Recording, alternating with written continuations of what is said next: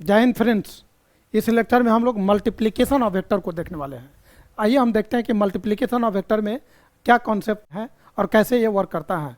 यदि इस पूरे टॉपिक की बात किया जाए, मतलब ये जो लेक्चर है वो एनसीईआरटी के हिसाब से बनाया गया है और ये एक्सरसाइज 2 का है, इसीलिए एक्सरसाइज मतलब लेक्चर 2 हुआ। एक्सरसाइज 2 मतलब लेक्चर 2।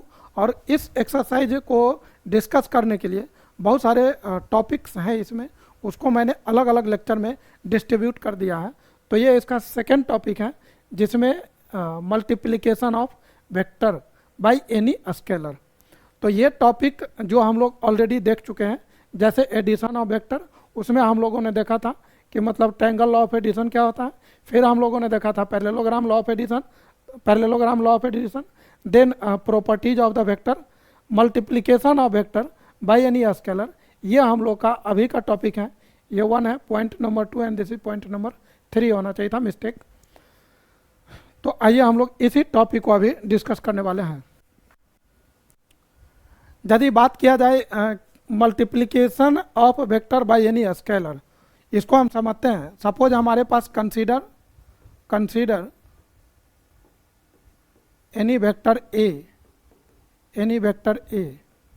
अब हमारे पास कोई वेक्टर ए है और यदि हम आपसे बोले कि भाई ये वेक्टर ए है, यदि हम बोले कि 2a, तो 2a का मतलब क्या हुआ, इस वेक्टर में 2 से मल्टीप्लाई किया, इसका मतलब ये हुआ कि इस वेक्टर का जो भी मैग्नीट्यूड होगा उसके मैग्नीट्यूड का 2 टाइम्स होना चाहिए और डायरेक्शन सेम होना चाहिए। तो इसी डायरेक्शन में आपको 2 टाइम्स ऑफ दिस, तो ये हो जाएगा, ये जो भी वेक्टर बनेगा ये कहलाएगा आपका 2a वेक्टर। मतलब इसका ये सपोज वेक्टर ए है एंड बी है, ए बी, और suppose this is c and d, let say it is d. तो सी डी का जो मैग्नीट्यूड होगा ये 2 टाइम्स होगा ए बी के मैग्नीट्यूड के। यदि हम इसी में 3a कर दे, 3a, तो 3a मतलब इसके मैग्नीट्यूड का 3 टाइम्स उसी डायरेक्शन में, 3 टाइम्स मतलब और थोड़ा बड़ा, तो 3a वेक्टर हो जाएगा। यदि हम इसमें किसी निगेटिव नंबर से मल्टीप्लाई कर दिया जाए, जैसे -2a हम कर दें, है ना, माइनस 2a लिखना चाहे, तो इसका मतलब क्या हुआ, तो -2a का मतलब हुआ इसके अपोजिट डायरेक्शन में और 2 यूनिट। तो इसके अपोजिट डायरेक्शन में आप ऐसे जा सकते हैं इस तरीके से, और ये हो गया आपका -2a वेक्टर। मैग्नीट्यूड कभी निगेटिव नहीं होता, इसीलिए मैग्नीट्यूड तो 2 यूनिट ही होगा। डायरेक्शन जो है निगेटिव का मतलब हुआ अपोजिट डायरेक्शन में। तो इस तरीके से हम लोग इसको मतलब बता सकते हैं।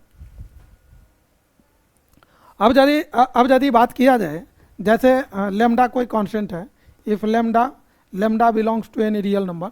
जरा सोचिए कि इफ लेमडा है 1 upon magnitude of a, lambda को मैंने 1 अपॉन मैग्नीट्यूड ऑफ ए। अब यदि हम बोले कि लेमडा को ए से मल्टीप्लाई करना है, तो 1 बाय मैग्नीट्यूड ऑफ ए, और इसको ए से मल्टीप्लाई करिए। भाई किसी भी वेक्टर को उसी के मैग्नीट्यूड से मल्टीप्लाई करिए। अब ये क्या रिप्रेजेंट कर दिया, मतलब vector and then divided by its magnitude, इसी का मैग्नीट्यूड है, तो ये हो जाएगा एक unit vector. This is unit vector, और ये हम पहले भी देख चुके हैं। इसको हम लोग डिनोट करते हैं ए कैप से। तो इस तरीके से हम लोग मतलब बता सकते हैं। तो ए कैप का जो फार्मूला है वो हो गया 1 बाय और magnitude of A multiplied by vector A. और यहाँ पर आप देख सकते हैं कि लेमडा इक्वल टू -a, यदि लेमडा का वैल्यू -1, लेमडा इक्वल टू -1 रखा जाए, लेमडा इक्वल टू -1 रखा जाए, और लेमडा a, तो इसका मतलब हुआ -a, तो ये हो गया सेम मैग्नीट्यूड का बट अपोजिट टू a। यदि ये वेक्टर a रहा होगा, ये वेक्टर a रहा होगा, तो इस डायरेक्शन में जो आएगा वो होगा -a। This is opposite to vector a having same magnitude, having same magnitude. हो गया।